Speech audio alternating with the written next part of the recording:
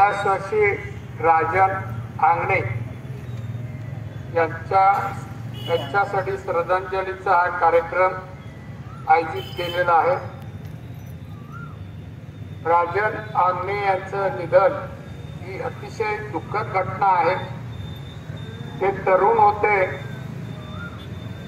अतिशय सिंधुदुर्गातील एक चांगले व्यावसायिक होते। सर्व लोकांशी त्यांचे संबंध अति सलोख्याचे आणि मित्रत्वाचे होते। त्यांचा स्वभाव गोरगरिबांना मदत करणं, त्यांच्यासाठी धावून जाणं असा त्यांचा स्वभाव होता। माझा एक चांगला होतकरू आणि जनतेशी बांधिलकी असलेला कार्यकर्ता गेल्याने मला तीव्र दुःख झालंय।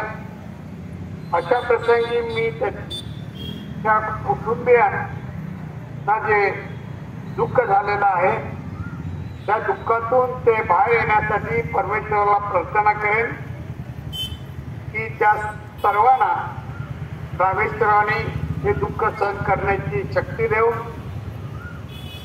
राजन आंगणे आता हयात नाहीये, निधन झालं। तेव्हा मी एवढंच म्हणेन की त्यांच्या आत्म्यास शांती लाभो।